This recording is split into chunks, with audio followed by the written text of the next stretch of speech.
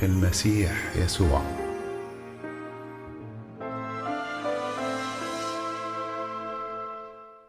For His Eminence leadership and guidance, and His grace presence, Bishop Abraham and Bishop Beyzel.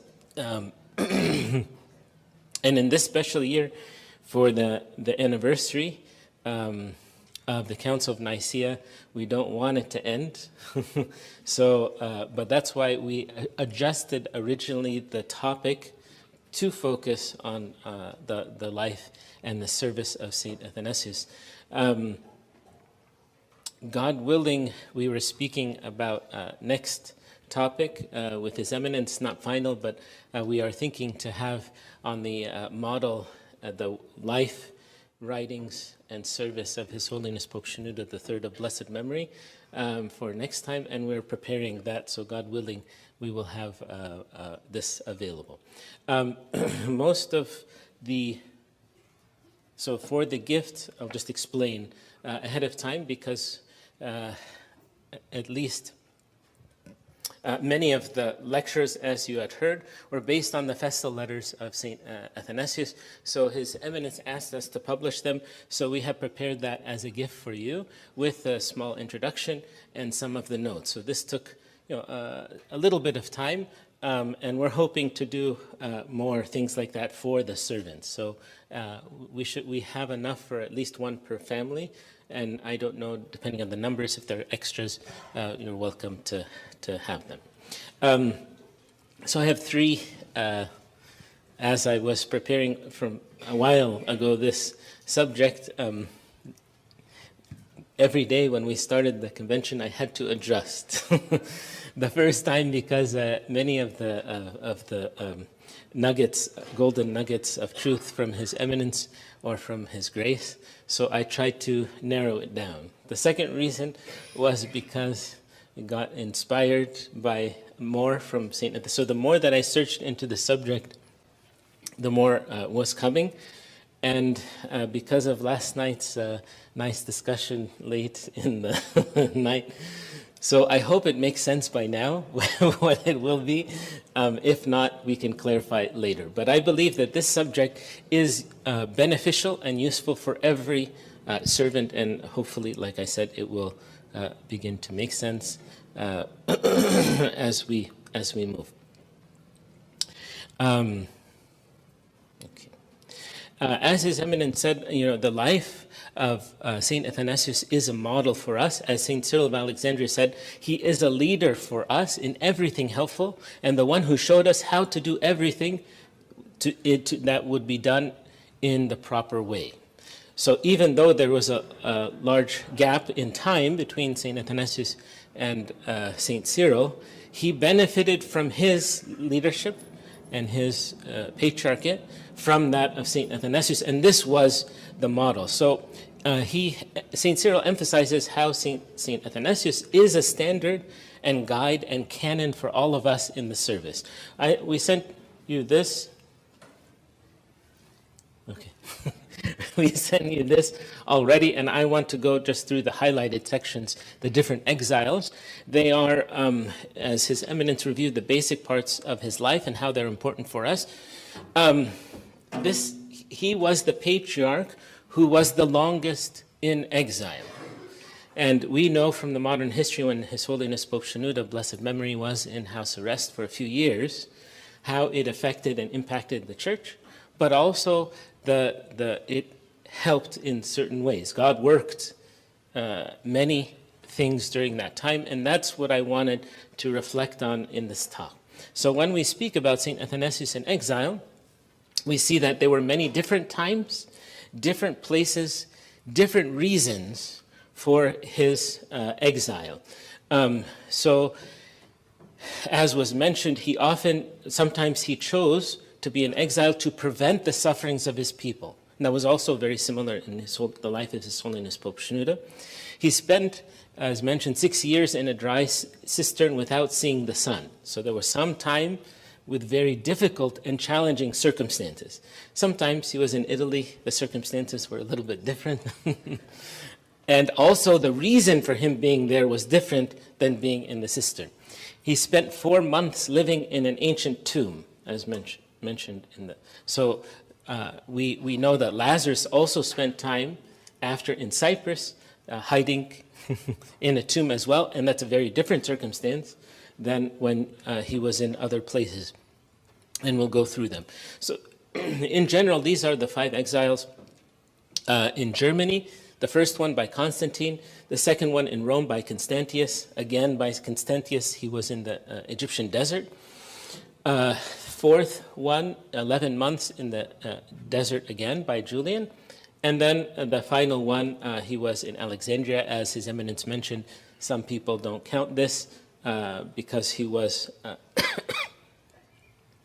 it was very short time and not very different circumstances than the others. I want to clarify between 3 different things in the service when we come to apply to us. Whether sometimes we have a break in the service, we take a break. Sometimes there's escapes in the service, and sometimes there's exile, and they are different. And so I want to clarify because sometimes we confuse between the 3, and we're saying we're taking a break, but we're really escaping. And sometimes we feel we're in exile, but it's really an escape. So I will talk about the escapes at the end because I want to spend most time on the exile, and that's what I was going to do. But for our examples, there's at least 3 main examples of these 3. The first one, Epaphroditus, who is the model of a break. The escape will be primarily Dracontius, and that letter will be also provided in here. And the third one is Saint Athanasius for the exile. So hopefully I don't lose you in the process. For the break, there are different reasons that we may have for the break. And I'll also speak about causes and effects for each. What is the reason why we may have a break or an exile or an escape? And what are the effects or the impact on us and on others when we are in these situations? For the break, and sometimes we say this like for the engagement, people on the way, and then if they're dating, we say many times we recommend a break. And it's interpreted differently. Some, they say, oh, that means that's the end. And we say, no, actually, it can be very useful and beneficial. And it's always done with consultation with the Father of Confession, that we seek this in prayer. And we clarify the reasons. We may also set a certain period of time that's very clear, and there's ongoing conversations. So this is something that's selected or recommended, and something that is in a process, and we are monitoring. Just like if you take the example of the engagement, the same. Sometimes it's very clear within a week or 2 when you're talking the engagement, if it is how needed it is. An example in the service for a break, especially some newly married couple. So usually we would advise that there is some time that they may take away from the service. Usually it's a year, sometimes less, depending on the circumstances. And again, it is for the strength of the marriage, because we say we need this to be the priority, so they can adjust some of the servants very, very active when they get married. They continue to be very, very active, and it impacts the marriage. So it is one of the common things. Or if you are leaving, moving to a new area, sometimes different conditions, but I will speak about that in a little bit. For an exile is not necessarily chosen. It can be forced for different reasons. Like St. Athanasius didn't decide to take a break and go to Rome. It's very different when I compare the two. So it's chosen, it's discussed, there's a clear time frame, and it's helpful in the service. So usually when they return to the same service or even a more enhanced service. So that's usually the purpose of a break, not as an excuse. Sometimes we tell them to take a break. You know, there are people even in the engagement, they say, let's take a break, but in their mind, they're planning to escape, like we just complete. So I hope we don't do that as like leaders in the service. Say, let's take a break, but really we just don't want them in the service. That's actually an exile. So we can interpret properly. as you see, we mentioned there are different. So what are some of the causes in the service? One of them can be a sickness, and that was the example of Epaphroditus that St. Paul mentions in the book of Philippians. And he said, he's my brother in the service, a fellow soldier, and he was the one who ministered to my needs. So St. Paul was saying he helped me. But when he was sick, he said, so that his sickness affected St. Paul, and everyone was concerned because he was carrying many people in their service. For indeed he was sick almost unto death, but God had mercy on him, and not only on him, but on me also, lest I should have sorrow upon sorrow. Therefore I sent him the more eagerly, that when you see him again, you may rejoice, and I may be less sorrowful. So St. Paul is saying he was a source of joy for all the people around him. God allowed him. You say, well, then why would God allow the sickness? As St. Paul says, he began to strengthen also others in the service. I remember one of the servants, he was very active in Egypt. He immigrated to America, not in our diocese, but in a couple places on the East Coast. And after some time in about 60, 65, he was diagnosed with multiple sclerosis and in a very advanced stage. And in his funeral, actually right before his funeral, I went to take his blessing, ask him some questions. I was not ordained at the time. And he gave wonderful advice. So in his funeral, I remember many servants came from all over the world. So I started to ask the family, I said, where are these, these people? He said, half of them we don't know. He began to serve, in that time when online ministry, but also on the phone, people that he was serving over the years, and as well as other people that he was, people recommended to him, like a good physician. And he began to counsel and advise them in their service for years. Sometimes they would fly to visit him for a short time and leave. So I remember this, if this type of servant did not have that type of sickness, would his ministry be as fruitful? One time when I was sitting with him, even the family was preparing dinner, so they were calling, they were going to start, and they forgot him in the room. So I said, let me come help you. He said, it's okay, they often forget. So I was saying, this type of break, or sometimes even we feel, like was mentioned, they forget us when we leave for a short time. But the true servant is not forgotten, like Epaphroditus. God always remembers, and there is fruit. There's fruit, but there's different type of suffering that we may go through in our service and in our ministry. Second type, we said, like in marriage, it's different than sickness. Different type of sickness. But we have different type of break. Third type is fatigue. But there's different types of fatigue. Because some people, they extend themselves, overextend themselves, and they even have this, the psychologists can tell you about compassion fatigue, which some of the servants have. It's a cumulative effect of helping many people with a workload, different relationships, expectations, and also serving without proper preparation, like His Eminence mentioned the first day. So it can lead to isolation, frustration, dryness, carrying the emotional burden, different types of emotional reaction, many things. So it drains the servant's energy and even the vitality of the servant. So in that case, usually with the priest, instead of overburdening more the servant, say, we need this more. Just do this, and do it in a short time. So sometimes we need to be sensitive, right, to the needs of the individual servants, and sometimes likewise for the priest too. The priest is not unlimited in time, energy, ability.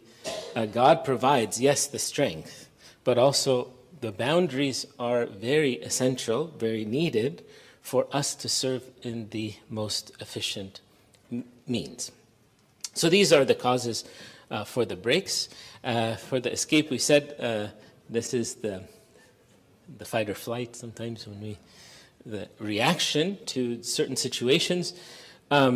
And they are also for different reasons. We will speak about Dracontius at the end, so I hope I have time for this. The effects of the break after, so there's a renewal by the servant and a return to the servant. So this is the example that we have. Now when we speak about the causes for exile, we may find many different, right? So one case is just moving for various reasons, usually work, school, or marriage. We can move to a different church as a result of marriage. Some people for school move to a different diocese. Other people move to different areas or countries that may not even have a church. So a servant who is in an area that doesn't have a church, one of the priests was telling me how there was a country in the Middle East that didn't have a church when he moved. He was a very active servant. And it turns out God sent him there to establish the church there. And now it's one of the largest churches in that country. And all the servants, he's like the father of the servants, although he's not ordained. So sometimes, like I said, this type of exile has a great fruit. There are different circumstances. Some are more peaceful and normal moving, and others with different circumstances. For example, St. Paul had this type, right? He was moving from one place to the next by the direction of God. So this is the second, which is not working. 1 second.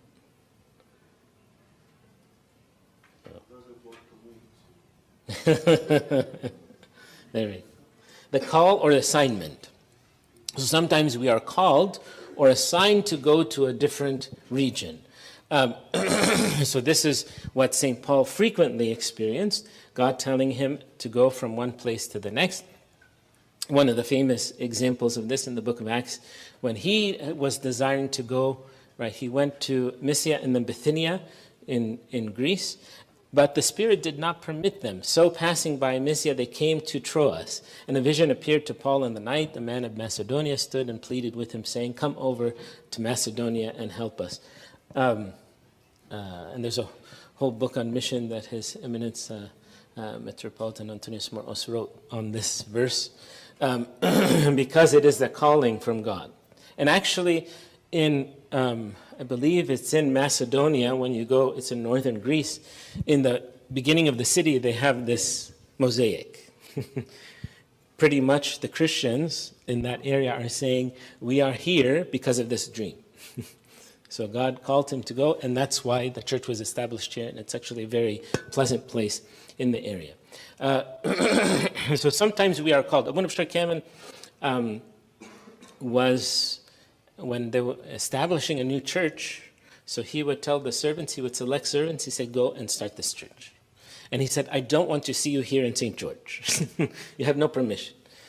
They need help, they need service, almost like don't look back, so that that service can be fruitful. You would say we have many. And sometimes we do the same.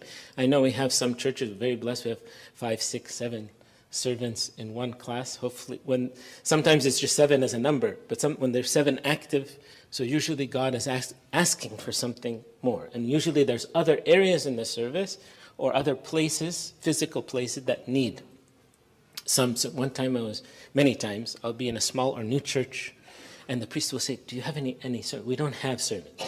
Like, I know there are churches, they have 100 servants, say we don't have enough. But no, there are some places they don't have servants. So we should have this spirit, so we know, there's a need here. And it's not that I want to escape what I have, but I genuinely feel this area is in need. There are needs, yes, everywhere, but a servant has to recognize when God is calling or sending to a certain place.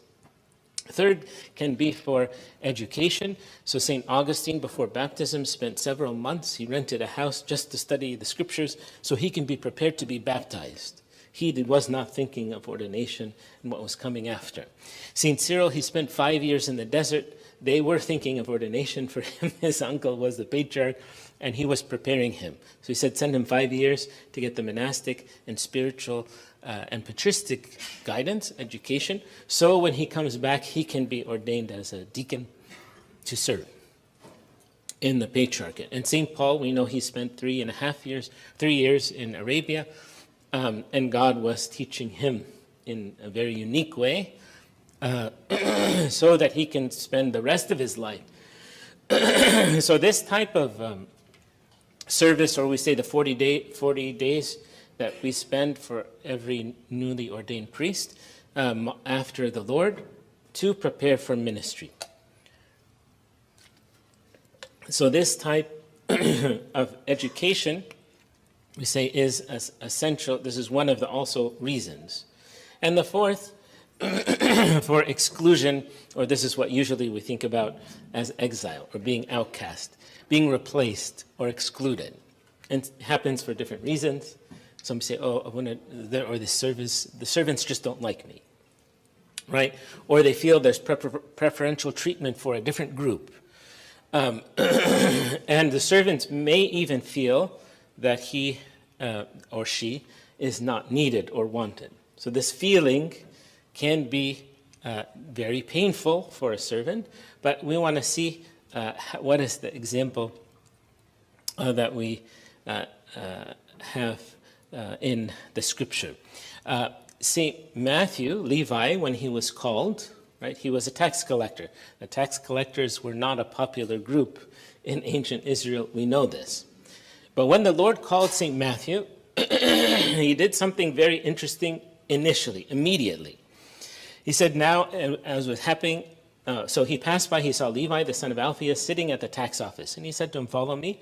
So he arose and followed him. Now it happened as he was dining in Levi's house that many tax collectors and sinners also sat together with Jesus and his disciples, for there were many, and they followed him. When you think about this, that Levi knew that this is a special grace that the Lord Jesus Christ calling me into the service.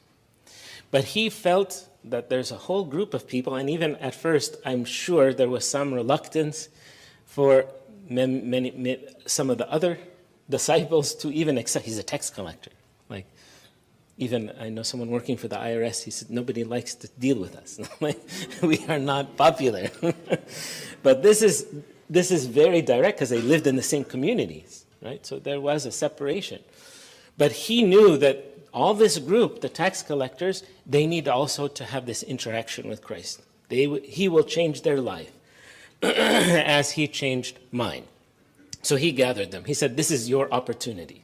And many times the servant who is in exile for this reason will do a lot of work gathering the scattered and bringing them to Christ. It's actually one of the most powerful times in the life of a servant.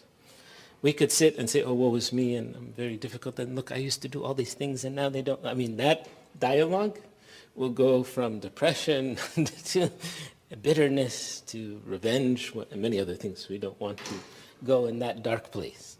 But this is a situation that happens in our life often.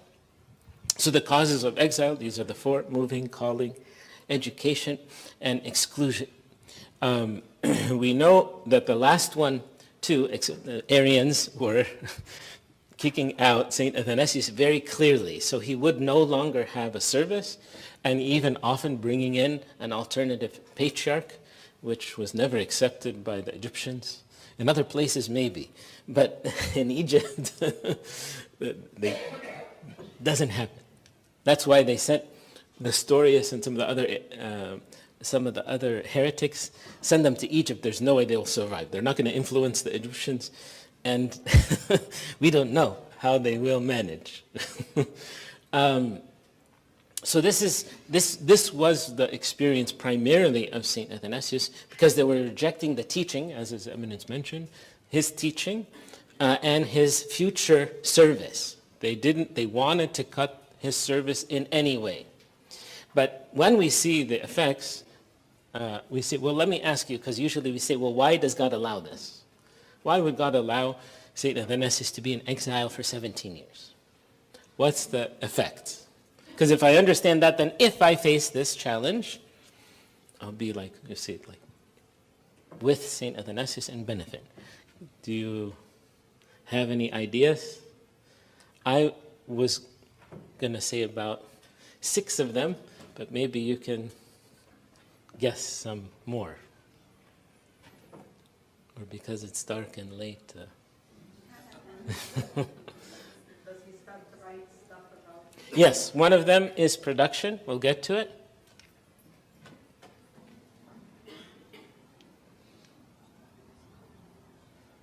Yes, they all end in ION just to make it easy. You could say what I'll adjust it for you. Yes, so he built connection with the others. Okay? Yes? Protection of his people. Yes, this is actually, we need to add this one. So, edification, yes, or education, yes. Anything else? Okay, let's go through them so I don't confuse. The first one is preparation, because there was a lot of work. And actually, you know the story in the Synaxar, too, when they tried exile, so then they got an idea, put him in a boat and let him go. No food, nothing. Good idea. So then St. Athanasius said, I'm in the boat. He was in the boat many times in the exile, and they were going to kill him several times with the soldiers. You know those stories when they're escaping. Very nice. But this time he said, okay, there's no soldiers, let the sea take care of him. So when he came back, he said, as the cynics are described, very peacefully, very calmly. And if you look at the face of St. Athanasius also, like, he has a strong sense of humor. It's like, didn't work. Like whatever they do, it doesn't work. He said, I know my God. He'd take care of me.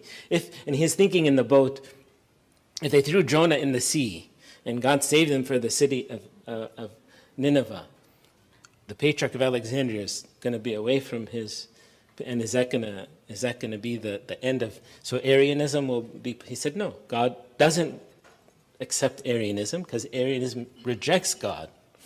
So he has to have, he sent him in his life, and he said, I am born and I'm alive for this purpose.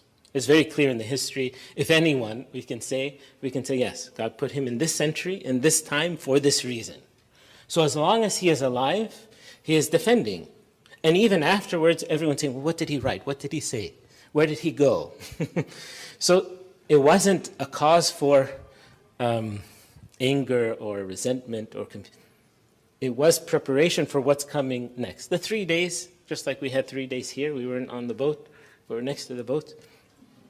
We went out, and then they come back, and so all of the city gathered. Even some of the people didn't know what had happened probably, but by the time people found out, then they gathered, so he'd go to the procession, they enter into the church, they start singing. Of course, he had 3 days fasting and prayer for what was coming next. It was actually one of the most fruitful times in his ministry after the fact. And so I'm sure God gave him this time to reflect on the past, but also to prepare for the future. And he said this date to be added in the Synaxar. So we put in the Synaxar in October. And so this remind us, if we are in exile, that it's short time. The second thing is expansion. And God used this probably more than anything for the servant in exile. God said, there's a need. Rome, if they don't have some help there, they're going to become Arian. Go there. 7 years. Also in Germany, still, they were fighting Arianism in the time Nestorius was trying to defend, and other people trying to, because Arianism was still strong there. But they have a model. Even we were talking yesterday about visiting Trier, because they have a very strong remembrance of St. Athanasius being there. Actually, every place he was exiled, they built monuments, monasteries, churches, because he was present. Till now, most of them are still there. This is an example of one of them in Bulgaria. On his return from the Council of Sardica in 344, it says that he founded a monastery, and he even had some books, I guess, that he was taking. So they have this tradition of him being there. There's another area in the region where they said he just crossed by the way. And so they made 4 or 5 churches, all named St. Athanasius, because he walked this way. So I don't know what we'd do in Egypt when we would see in Alexandria. He was present. And that's the impact of the servant in exile. It actually is for the growth of the service. Now, I don't think they will build churches. Who knows? Maybe you can do miracles and work there. But there is an importance for us in knowing the places that God sent us. I'll come back to this for the escape because it's similar. This part is similar to the escape because every place has a reason for us in the service and benefit for us. It's even mentioned that Saint Jerome was saying that the whole world groaned and it was amazed to find itself Arian. Some therefore remained in their own communion. Others began to send letters to confessors who, as adherents of Athanasius, were in exile. So the people who were supporting St. Athanasius also were in exile. So he would send letters to them not to get discouraged. The ship of the apostles was in peril. She was driven by the wind. Her sides were beaten with the waves. No hope was now left. But the Lord awoke and bade the tempest cease, and the beast died, and there was calm once again. To speak more plainly, all of the bishops who had been banished from their sees by the mercy of the new emperor returned to their churches. So at the same time that Athanasius was dead, there were sometimes many other, the Orthodox bishops were exiled. So this was a common thing. And that's why I said, even for us, if there's rejection, it's not because of Arianism. Maybe there's other circumstances which make it sometimes for us harder. But we don't think about enemies like we have our enemies and they're fighting against us like Arius. But sometimes there is similar situations, circumstances that we may face. And maybe the next time we do something too, like if you read Pope Shenouda's lecture in one of the feasts of St. Athanasius, His Holiness was here, and he gave a powerful lecture on St. Athanasius and how he was strong and courageous and made an impact in the whole world because of his exile. And it's very moving because similar things happen in the life, like I told you, a few years of Pope Shenouda. One time, there was a conference here in San Diego, theological conference, and we were trying to publish a book for His Holiness, but we wanted a big publisher to publish it so that it could. So they had a room like this filled with maybe 200 publishers, and we had a copy of the book. So we go from table to table. They're all Christian publishers, most of them. All of them said, I know Pope Shenouda. My uncle, I visited. I went to Egypt. All of them had a story of Pope Shenouda. So we say, you publish this? They said, no. I said, why? So because he's very strong. So if they have a large publishing and maybe they have Jewish or other books, they don't want, so it's very frustrated. I'm like, they know the impact. And some of them they have a personal impact in his life, and they know the writing too. And some of them would read past, they would be impressed. But in the end, it was the same result. So I said, okay, we'll do it on our own. That was one of the impetus for us, because the true teaching in the world, in some sense, is always rejected. They want things fluffy in a certain way, but the true teaching, there will be rejection. And if that happens from the greatest of the teachers, of course, for us, in some sense, it happens. The third thing, the connection. Actually, if you read these letters, most of the time he is writing them in exile. But he's writing them to build a connection with his people, saying we are suffering together, we are fasting together, and when we feast, we will celebrate together. He didn't want, because sometimes if we feel a little bit of rejection, say, I'm not going to that church, I'm not going to that service. We build the walls. We say, let them stay over there. And even we can pray some prayers that are not really prayers. like the apostles. Fire, we gotta get that fire. He said, no, that's my church. These are my people. There's no need for the fire. Boanerges. But we see him the closest. So the patriarch would very rare visit Upper Egypt, unless there's a very important cause. Saint Athanasius was frequently in Upper Egypt. And the monks, when they gathered, I always use this description, because in the middle of the night he arrived in the Thebaid very late at night, so they had to have a lantern. So they were walking, I believe from the Nile, in the journey. So they enter this area where they know is the caves of the monks. So if you can imagine, you take one lantern, it's coming in, and then you find some candles, small candles, going to meet him. They hear the patriarch. So they come quickly until you have this almost ball of fire. And then they all go peacefully into one area. That's what happened in exile. It was the gathering of the church, and he began to be the ask His Eminence, we wish, during the time of the house arrest of Pope Shenouda. and probably we wouldn't have His Eminence if not for that time, to show you the impact, because he was a relatively new monk, and there was no relationship until many stories we'll go through, but he was saying, His Eminence, that he got like master's degree from Pope Shenouda during that time. Every day, lectures and discussions, spiritual, history, theology, everything. And this was the same for St. Athanasius in exile. The monks had their father, for probably the few times in history, living with them in the monastery. Until they find out where he is, he goes somewhere else. But usually the soldiers weren't that deep in Egypt. So there's many things in the fourth exile. So the fourth thing is the resilient conviction. So it strengthened him, and there's many virtues, but one of the major themes in the festal letters is how to be steadfast in tribulations. And the servant who is suffering is the one who speaks about tribulation and steadfastness. The one, and like this was not an ivory tower and say, we're suffering. Like they said this only of St. Cyril in the Council of Ephesus when he was also put in prison, and he suffered quite a bit during that short time, few months.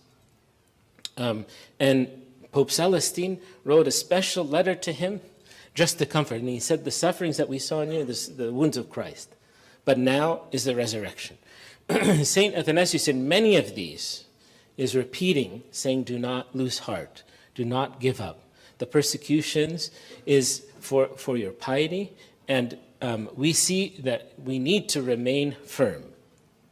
And all of this, it repeats throughout his letters, especially when he's writing in exile. So if servant feel any type of suffering in the service, go to these letters, and you'll find the patriarch, the saint in exile, who's going to say, don't worry, it's just a light cloud, it will pass away. That was one of the sayings that he had in the fourth exile. It's going to pass.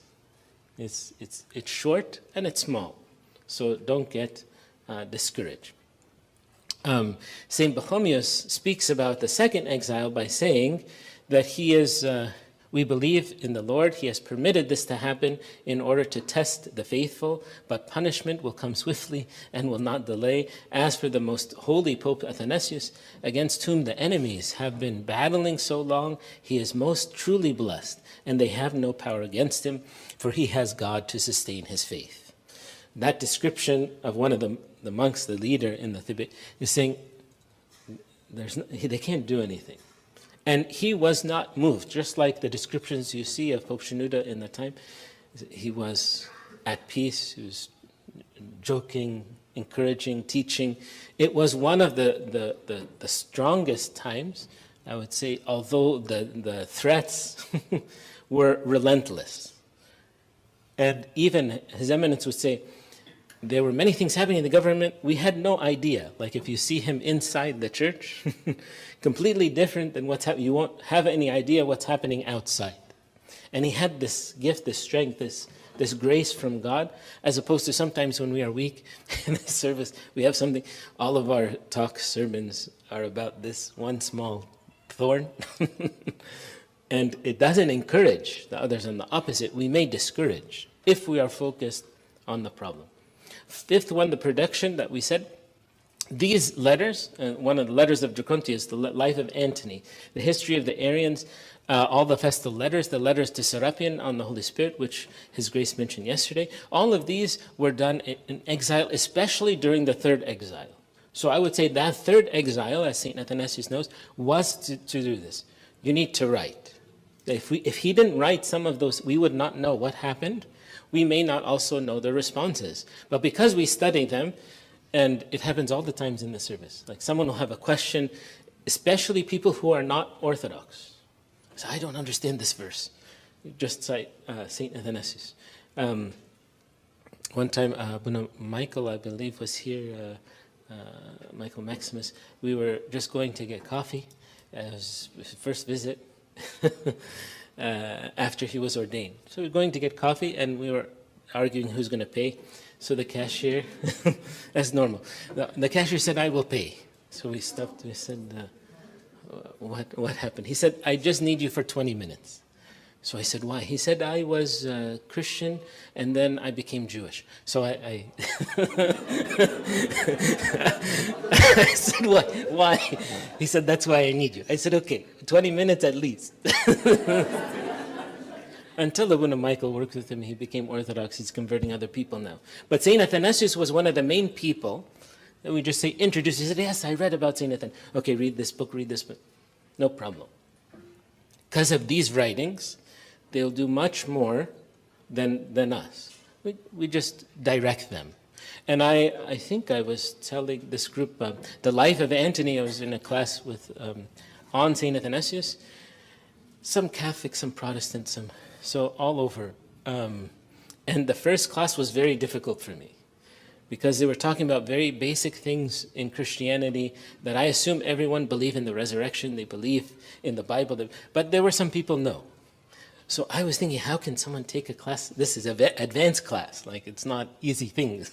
You're reading through all the works of St. Athanasius. If you don't believe in the resurrection, I was thinking it's not going to benefit any. Until we got to the life of Antony. This class, I still remember it. It converted these people. They were theologians. They were speaking like theologians. It was in the middle of the class. I will never forget, during Basra week. And as they were, and I told Father Khalid, he was saying, "I need you to come." I said, "I can't come. I have to go to service." He said, "No, this one you have to come." So I said, I wanted to tell him, "No, it's very important for us." But I said, "Fine, I will leave the church, come in the middle, and then go back and catch the evening bus." So, but in this time, I start to see, well, how are they? They really read carefully the life of Antony, and their minds start to think and speak like him.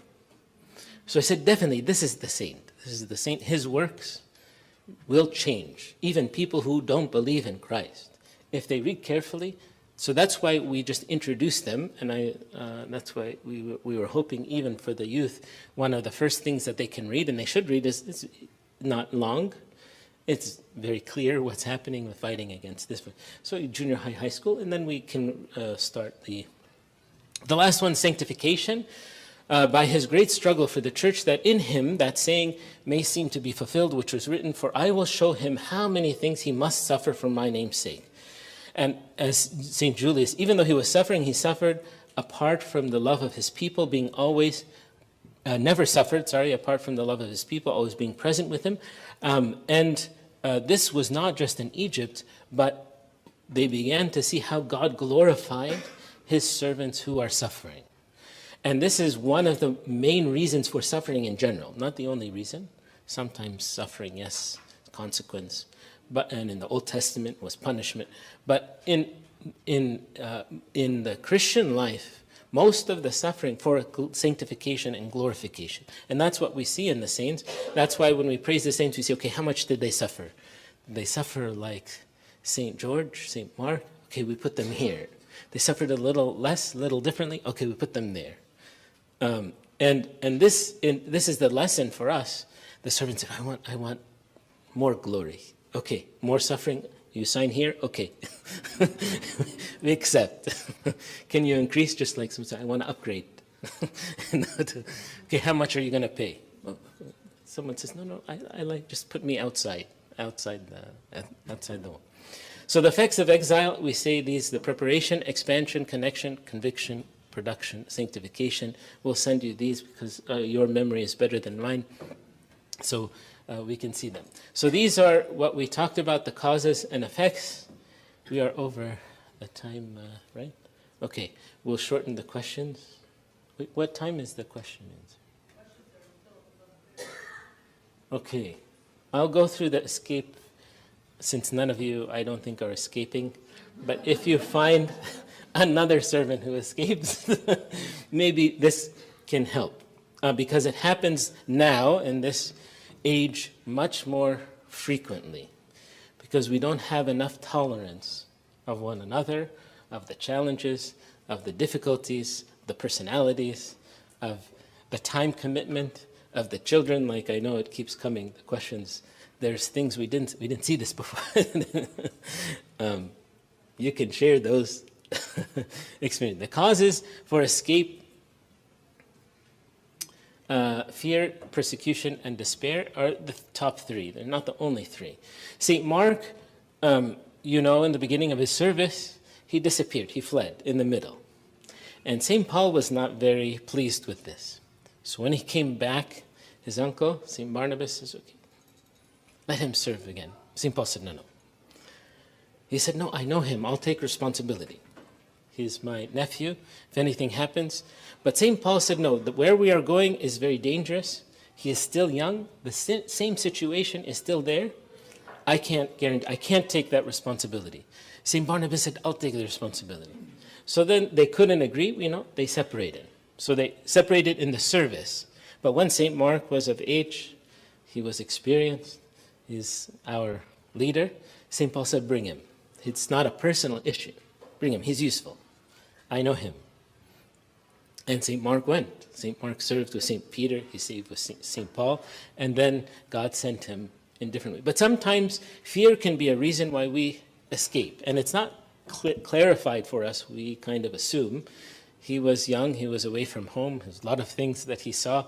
Maybe the circumstances were not, we don't know. But we know that he left and it caused some problems. And some people in the service, they get moved by God, they start serving, and then they see a lot of things. They say, no.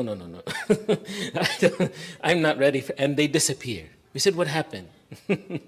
What happened? It's small things. But so it need also the spiritual readiness to take on service. So we also need to prepare them. That's what St. Barnabas, one of his gifts, they call him son of encouragement, because he knows how to encourage and to prepare servants. Sometimes we serve by, like Sayyidina was saying, on-the-job training. Just throw them in. They'll figure it out. Let them go. No problem. Just keep going. But they need some assistance and some help. Second reason, the persecution, when they persecute you in the city, flee to another.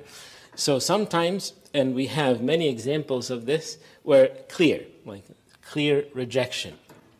Or if I take the example in Exodus, right, why did God ask Moses to write in detail all of the cities and places that they went? The whole book of Exodus. Why is this important? You can also guess, it's okay.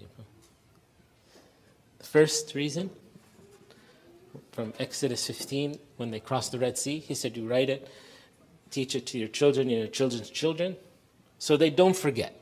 First reason, so they know, they remember. The second one, that it teaches others in similar situations.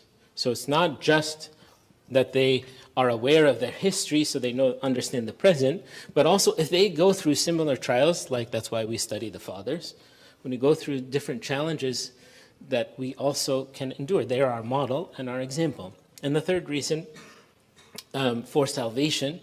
So it becomes a model of salvation and to give thanks to God. This is why do we have the 12 stations in Palm Sunday for the same, to get lesson in each place, to see that our life also, we go from one place to the next. And in each city, they had different challenges. Origen wrote about them and teaching how that God gave different lessons in different cities for different purpose. So when they get the lesson, they move to the next level, just like when they had the video games. They go to the next level. Some of them look like the others. Now in the technology, I think they copy and paste. They just modify a few things. And it's similar to the other level, but it can be more challenging. And that's what God did with the apostles, the Lord did with the apostles. So in our life, if we are able to see the lessons from every journey and in the service, it actually benefits me in the service and others, if I know how to take the lesson. But if I'm the type of person that focus on the personalities and the faces and the problems, I don't take the lessons, I just take the emotions. Like, I say, look at this emotion and see what they did here.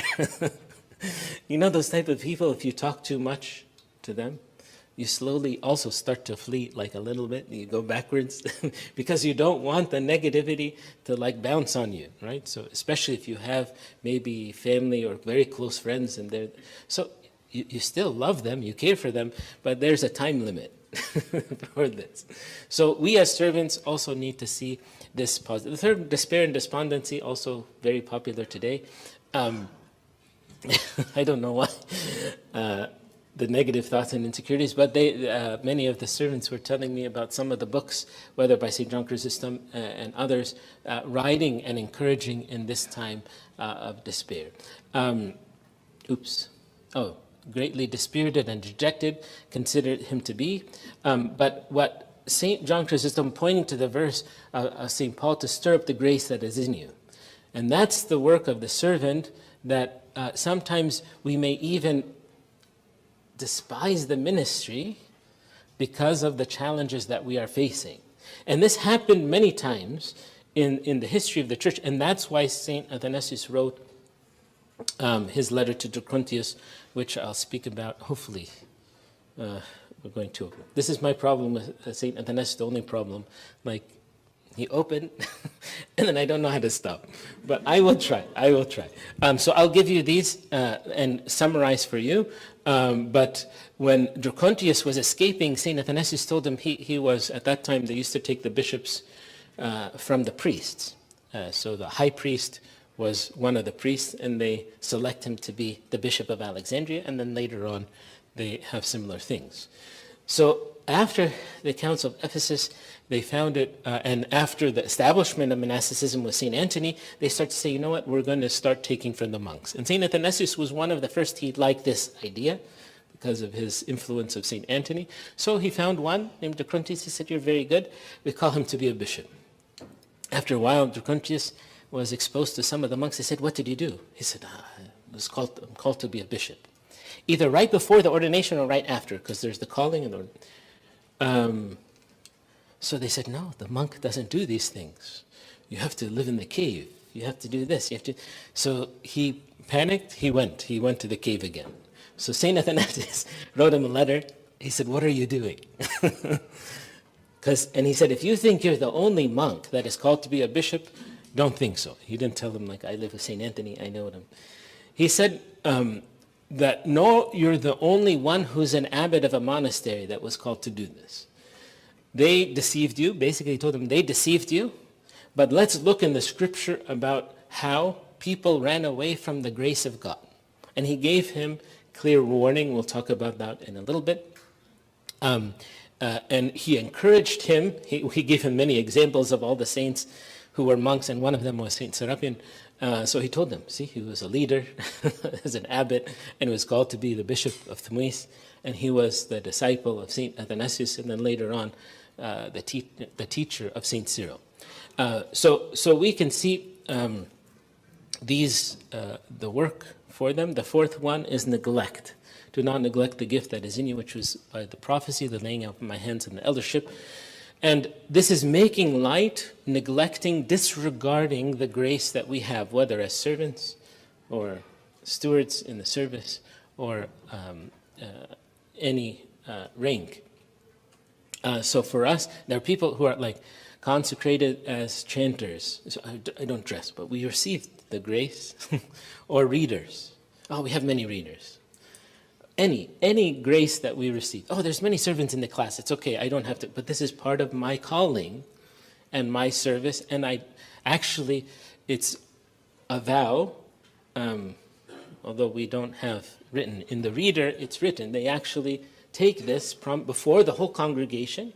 That's why we link the reader with teaching. Before the whole congregation. And they are told, you are going to read the scripture and you're going to teach faithfully. And this is what and so we teach. So the people are not edified because of my reading. I'm held accountable. And the bishop will come and say, what's wrong? How come you're not reading the scripture every day? We should be. If you are reading and teaching. And it says all the passages, like when you look in the instruction for it says all the passages of the Old and New Testaments. He was saying why. So you can teach all of those to the people. That's the link between the Sunday school servant who is actually teaching all of the lessons of the scripture. Okay. Do not change churches easily. I'm just going to give you points, give you examples. Like St. Anthony, who was very cautious even before leaving. I'm not saying don't change churches, but we pray and we fast and we ask before we just jump.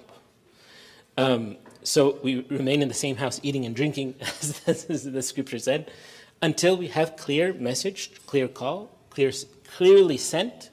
Like I told you, he said, go, don't come back. And if they would come back for a son, he said, what are you doing? There's no service today? I told you, we agreed, go back. Or even Pope Kyrillus, when he moved from one area to the he didn't just leave his monastery. Oh, there's an argument.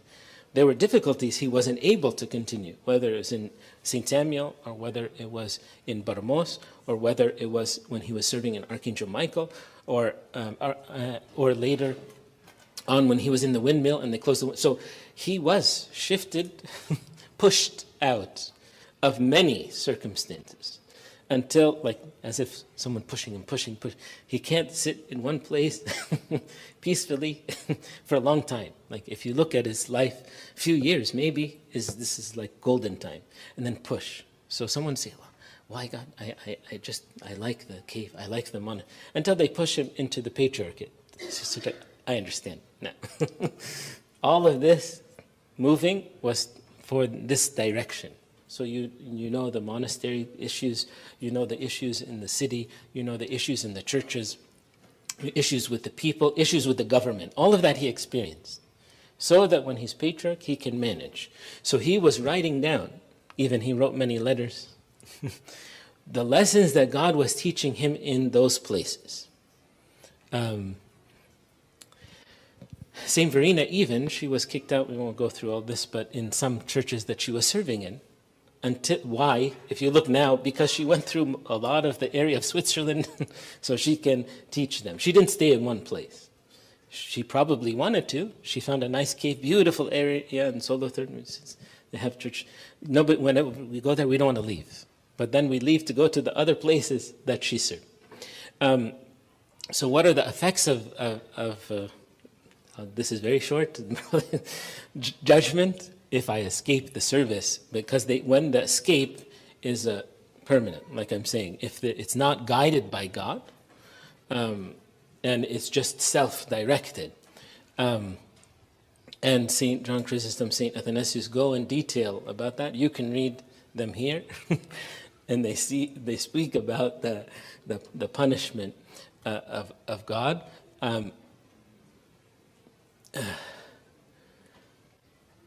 Okay. And the second thing, to be a stumbling block. Actually, if you read the letter of Dracontius, he speaks much about this. And he's saying, because he's telling him it's not just your decision. He said, there's many people after you. Not only the ones that are in your monastery who see you come back. And they ask him, well, weren't you just ordained, or didn't they do something?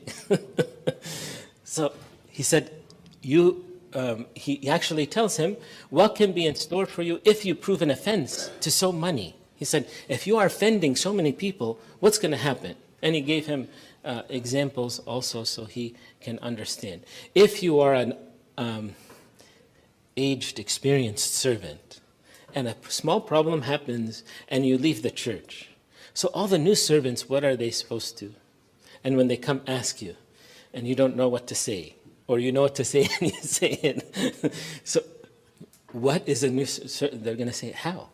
Or they see how you deal with the priest and the other servants. So all of this is recorded.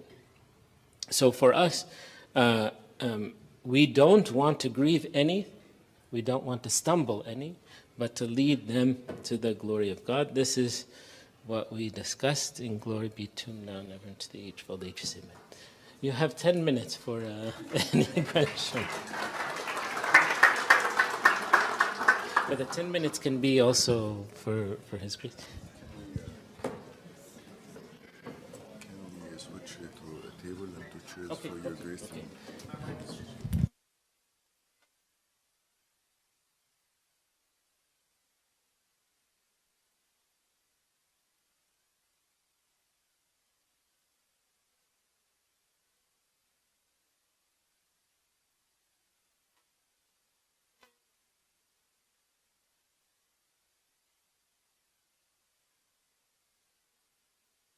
There will be a question and answer session. So what we're doing now is just changing the stage for a few minutes. While we're changing the stage, first, thank you all for helping us in the logistics. And everybody checked out?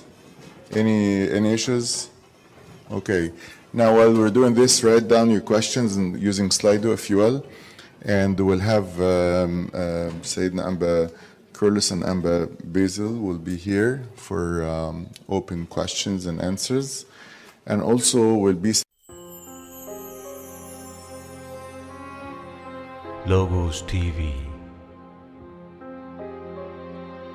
أن نحضر كل إنسان كاملا في المسيح يسوع.